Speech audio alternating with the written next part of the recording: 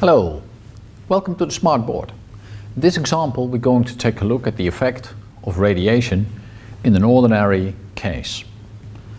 Nothing is very hot, nothing is very cold. Nevertheless, we will see that radiation can have an influence unexpected. The case is very simple. Suppose you would like to know the temperature in your room or in your house. Well, an easy thing to do is to put in a thermometer and wait until that thermometer is in equilibrium with the surroundings. If the temperature in your room is T0, initially the temperature of your thermometer may be T, and if that's higher, heat will come in. If it's lower, heat will go out. And I can assume that there's no airflow, so that this is a Nusselt-2 case. Okay. But then what about radiation?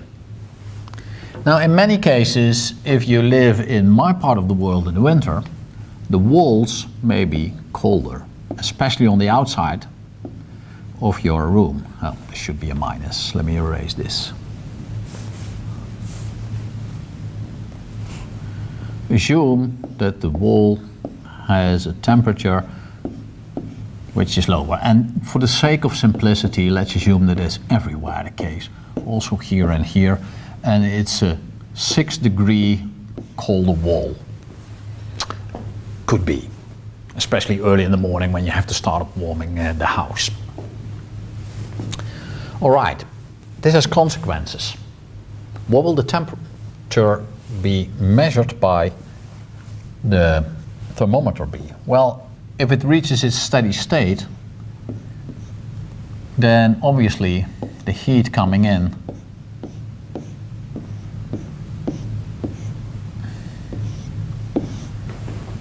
from the room towards the thermometer plus the radiation from the walls, which is the area times, assuming everything is like a black body, to illustrate the point, is T0 minus the delta T to the power 4th. And this is in equilibrium with the outgoing, so radiation is coming in, but radiation is obviously also going out. This is in equilibrium with minus a sigma temperature to the power 4 of our thermometer. The A can be scratched out, it's the area of the sphere, and I can help myself a little bit by what do I expect?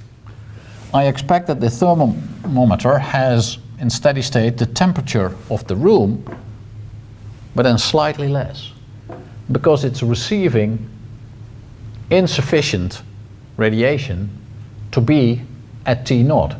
If there was no radiation, obviously this would be temperature of the thermometer is T0, the temperature of the air in your room, and the temperature that you kind of think you sense.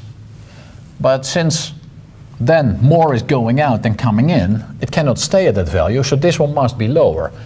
And thus I'm going to write the temperature that is registered as T0 minus an unknown little bit. And I would like to know that little bit. Alright, I can use this.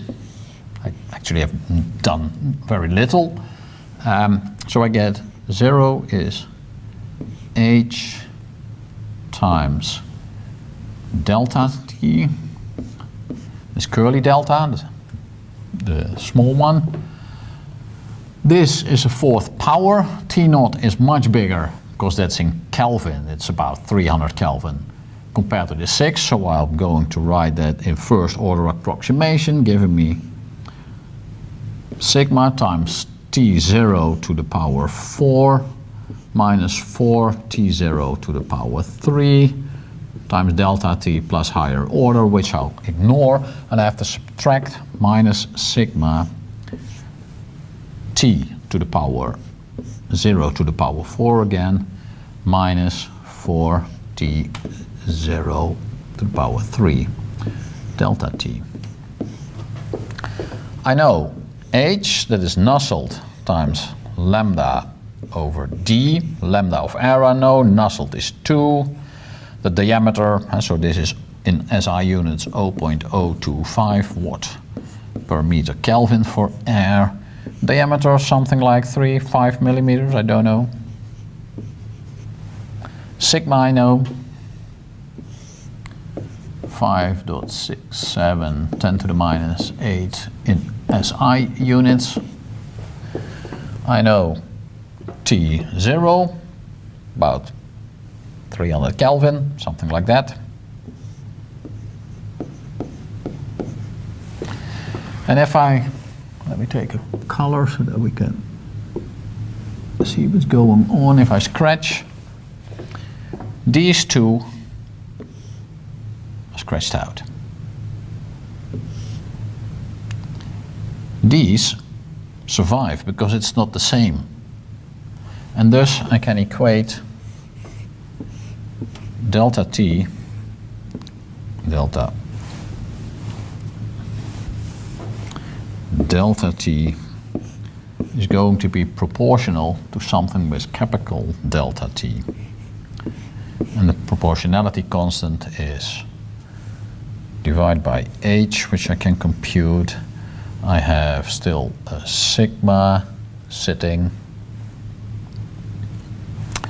So this is sigma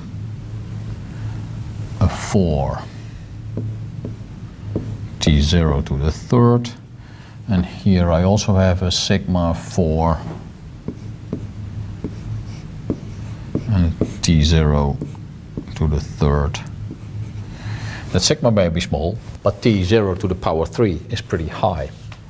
And this, put it back to white so that I can circle, this is not so small. Actually, for the circumstances that I did, this is about 1/3.